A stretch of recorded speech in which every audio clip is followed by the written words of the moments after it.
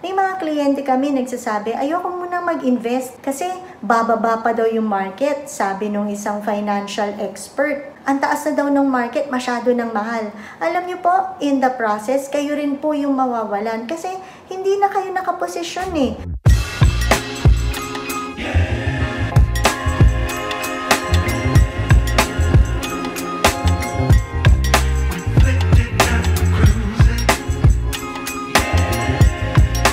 Hi, this is Jung Fernando and I'm from Bramfer Financials. And so for today, you're in for another treat as we discuss another very timely and interesting topic, this time on how to deal with your finances that are currently losing on your equity fund positions. Yes, you've heard it right. We will be talking about that for today. Ang dami pong nagtatanong, okay lang bang magdagdag pa sa aking stock funds? Lugi na ako eh. Pwede ko na bang tanggalin yung mga equity positions ko? Hindi na ako naka-recover eh. At kung ano-ano pa. Always remember, if you stick to your investment objectives and have that long-term mindset, lahat po ng volatilities in between gets to be smoothened out eventually. And so yun lang naman din po yung gusto sana naming maibahagi sa inyo sa araw na ito, kung saan makakapagbigay po sana kami ng 5 important reminders on how you can better deal with your finances that are currently on the red territory, ika nga. Of course, on top of the list would be to never redeem your investment accounts, especially when the market is down. Never ever redeem without any valid reasons too. Never redeem out of fear, out of panic, or out of the bandwagon effect na tinatawag. Hindi po porket na marami na kayong friends na nadidinig na nagtatanggal ng pera from the stock market, kayo rin po magre-redeem na from your equity funds. Hindi po tama yon. Lalo lang kayong malulugi if you do that. Always remember, lahat po na nakikita ninyong negative returns and values sa mga statements of accounts ninyo sa kasalukuyan will all remain to be paper losses technically until you redeem your investment accounts kung kailan ma-realize ninyo ang lahat ng mga pagkalugi na ito. Always try to stay calm and stick to your objectives. How do you do that? By always reviewing your goals. Di ba po may dahilan kung bakit kayo nag-invest sa mga mas aggressive instruments na to before? Di ba po may pinaglalaanan talaga kayong specific investment objectives na talaga naman pong namamatch ng mga mas aggressive at mas long-term instruments na tulad ng mga stock funds. Hindi po porket mababa ngayon ng market ay tatanggalin na lang natin ito ng basta-basta. Lalo lang po kayong malulugi if you're going to do that. Always remember that markets perform well as you go long-term. So it's very important to have that long-term mindset. Second reminder would be to never switch funds, especially when the market is low. Kung gagawin nyo po ito, sana ginawa nyo po ito at a time na mataas pa ang gains ninyo at mataas pa ang stock market, but never do it at a time na mababa na ang mga prices. Lalo lang kayong matatalo from your equity positions. Always remember, meron po kayong objectives why you invested in these kinds of products. By transferring this to a much conservative investment instrument, hindi nyo na po mamimit yung inyong mga investment objectives eventually. Kasi may tinatawag po tayong risk-reward spectrum, di po ba? The lower the risk, the lower the reward. The higher the risk, the higher the reward. And by investing in conservative instruments, that also means you're also expecting not as much in terms of returns eventually, na kung ang objective ninyo is something for your retirement or child's education and some future big purchase, di ba po dapat minamatch natin to sa mas aggressive instruments na pang long term, na mas meron tayong ine-expect na higher returns eventually. Hindi po namin kayo ini-encourage mag-switch ng funds, especially when the time is not right.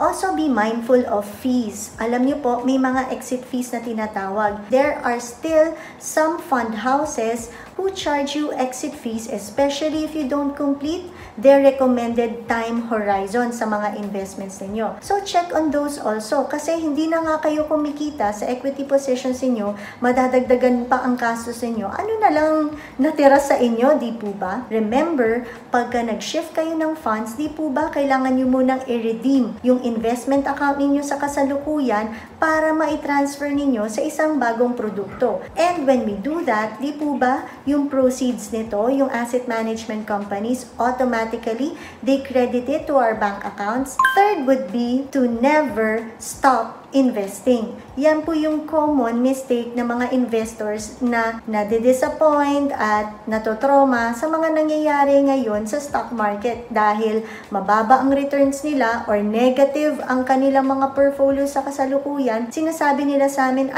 ayoko na lang mag-invest. I'd rather not invest at this time kaysa mawala pa to dahil pababa pa ang market. Always remember to put more investments especially when prices are low. Pag may bargain sa market, diba, mas dapat lang na mas tumutodo kayo sa inyong mga equity positions. But then again, hindi naman po namin kayo mapipilit kung talaga pong takot kayo or natotrauma pa kayo or medyo may agam-agam pa kayo sa mga stock fund investments na ito. Hindi naman po namin kayo pipiliting magdagdag sa inyong mga equity positions at this time. Ang ayaw lang po naming mangyayari sa inyo ay magsa-stop kayong mag-invest lalong-lalo na at a time when you should be taking more advantage of all of these bargain prices. We suggest that you create those small wins in the meantime. Review your current portfolio. Try to review it. Check nyo, baka naman you've also failed to add to your more stable instruments na mas conservative like bond funds, money market funds, and commercial papers kung saan they only require you to stay a short period of time. Another way to diversify is through asset class. Again, check your portfolio. Baka naman rin po, puro lang kayo financial investments na kapag lagay ng pera. Why not consider putting in some real assets or real estate, and then you can also join some new business ventures that can all increase your income stream at the moment. You can also consider investing in more sophisticated instruments and assets like gold. Sabi nila, ang gold ay one of the more excellent hedges against volatilities because its price goes up every time the market goes down because it's considered one of the safe havens of investors worldwide, lalong-lalo na pagpangit ang performance ng stock market in general. So take advantage of those as well. Alam niyo po, ang daming bagay, ang daming pwedeng pagkakitaan at this time. Pero wag na wag lang po kayong titigil at a time na kung kailan dapat mas nagtitake advantage po tayo ng mga discounted prices na ito. Fourth on the list would be to never self-medicate. Tama po. Alam niyo po, 'di ba? Pag may sakit kayo, 'di ba? Ang puntahan natin sa doktor. Kasi kung hindi, baka lalo lang lumala ang kondisyon natin. Pag gusto natin magpagawa ng bahay, 'di ba dapat nagko-consult tayo ng architect, engineer, interior decorator para mas magandang kalabasan ng ating dream house. Ganon rin po pag sa pananalapi ang pinag-uusapan.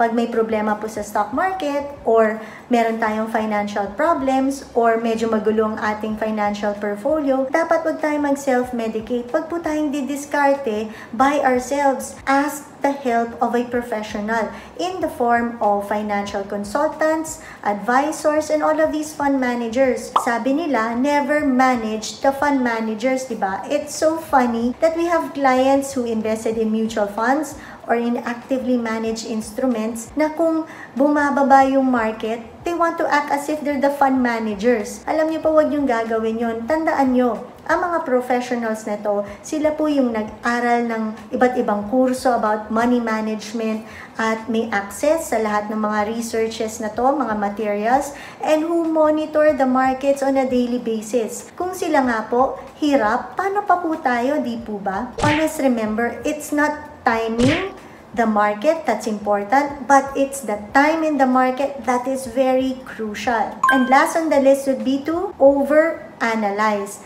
Tandaan nyo po, okay lang pong mag-research and it's also good to keep yourselves updated from time to time of what's happening around you, but never overdo it. Diba? Anything that is too much can also be very dangerous. Tandaan nyo, pag sobrang dami rin pong opinion at research materials ang sinubukan ninyong ay absorb, di ba po, as investors, mas confusing na rin po ito sa part natin.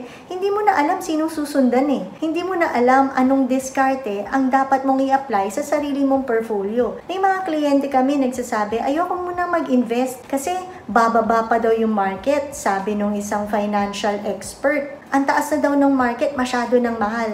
Alam niyo po, in the process, kayo rin po yung mawawalan kasi hindi na kayo nakaposisyon eh. Paano pag biglang nag-recover at nag-bounce back yung market? Eh di hindi na kayo nakasali dahil sa lahat ng klase ng opinion na pinakinggan nyo rin po. Always remember, when you stick to your objectives and when you stick to that long-term time horizon, you won't go wrong. Kaya wag naman po kayong masyadong mag-overanalyze. Always go back to your goals. Be very consistent with your investment strategy. Peso cost averaging is key, and have that long-term mindset. And for sure, you will be okay in your investment journey. And so I hope this short video has somehow helped you in one way or another. And if you think you like this video, I hope you can give it a thumbs up and share this to your friends and relatives who are in need at this time. And for those who haven't yet, please subscribe to our official YouTube channel, Ramfer Financials. And if you think this video is worth sharing, please do so. Again, this has been June Fernando saying thank you so much for watching, and may God bless us all.